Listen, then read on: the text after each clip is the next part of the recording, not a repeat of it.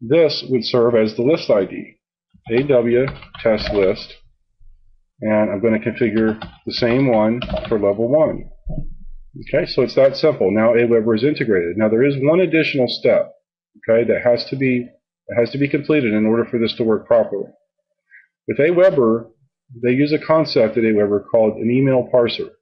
If you go to the My List tab, you go down in this drop down, you can click on this email parser option, and this will bring up a list of all of the email parsers that work in conjunction with different services.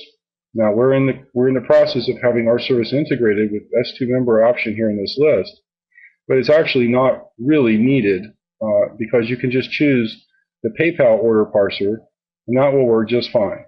Okay, so here I've just checked off PayPal orders, and there's nothing to save. You just check that box. This will expand down, and please don't be confused by this final step. There's nothing more you need to do. All you have to do is just check that box, and that is it. Okay, then we come back, we have our list IDs, and I'm going to go ahead and collapse this section now. Okay, this third section is a registration double opt-in box. Now, believe it or not, s2Member has been configured to make this totally optional.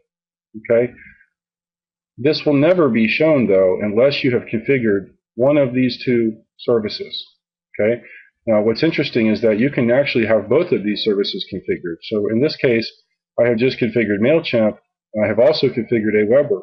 So if for some strange reason I was using both of these, I could integrate s2Member in that fashion, and it would work fine. Now your customers may get two different confirmation emails, one from each of these services, so that might not be real customer friendly, but it is possible. If one or both of these is configured, it will trigger this registration double opt-in box that will appear on the registration form for your installation of WordPress.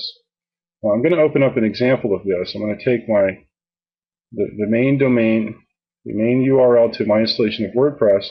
I'm going to open up a new tab, and I'm going to follow that with wplogin.php action equals register. So that is the registration form, and by default this is just a voided area down here in the bottom left hand corner. So when I save these options with one of these services configured, if I choose save, and then I come back to my registration form, I will see that there is now an opt-in checkbox at the bottom so that my customers can choose whether or not they actually want to be subscribed to my list, whether they want to receive that confirmation email that will be triggered as a result of this box being checked. Now this box being here is optional. Okay? When this box is here, the process by which a customer actually subscribes to your list would be considered a double opt-in. Well, why do we call this double? Well, because the first opt-in is where this box is either checked or unchecked, and if they check it, that's the first opt-in. The second opt-in occurs inside their email application where the confirmation email is clicked on, and that is the double opt-in. Okay? So that's why we refer to it that way. I'm going to switch tabs again, back over here to the API list servers, and move down to see what options I have available. Now it says I can choose the text. In other words, it's right now underneath the checkbox it says yes, I want to receive updates via email, as indicated here. I'm going to switch tabs again. Okay, so now I see I can change that text to whatever I like. So if I wanted to put in a more lengthy description, or possibly even a link to a privacy policy, I could do that here. Okay? Then here I can choose whether I even want the box checked. Now if I choose no, okay, obviously I can't choose the text in that case. If I choose no, that does not mean that these integrations are disabled. It just means that instead of using a double opt-in, now I'm choosing to use a single opt-in. So I'm not giving the customer a choice of whether they're going to receive that confirmation email or not. If the box is not displayed, s2Member will always send that confirmation email. Okay, because we're not giving the customer a choice. Or I can choose to display it but have it unchecked by default, where the box itself would not be checked. They would have to actually check it themselves. Okay? Or the default setting is just to have it pre-checked and have it available so a customer could essentially opt out of that first step of the process. So they would still be able to register and sign up, but they would not actually be sent the confirmation email if that box was unchecked specifically by the customer in that case. Okay, so this is giving you the flexibility to really customize how this double opt-in checkbox works, and also this will also work for BuddyPress registration forms in most themes. Just about every BuddyPress theme will integrate with this just fine, and s2Member makes an attempt to provide this double opt-in box in the registration form for BuddyPress. With BuddyPress, this registration form is usually not used, and instead the registration form for BuddyPress is used.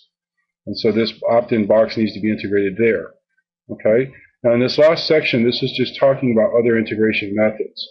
And this is just a brief detail regarding API notifications, because as we went over in the beginning, if you'd like, you can integrate other services using API notifications.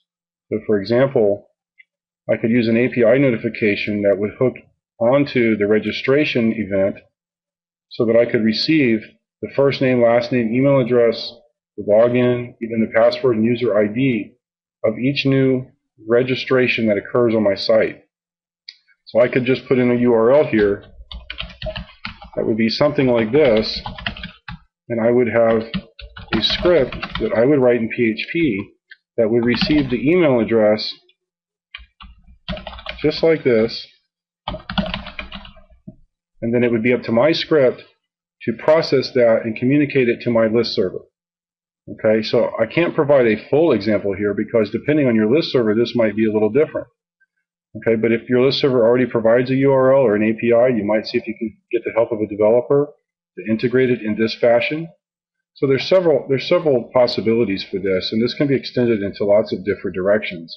And there's several other notifications. We've done a separate video on this, so if you want to take a look at that video, you'll find all of the details about how these work at s2Member.com. Okay, and that's it for s2Member's email list server integrations.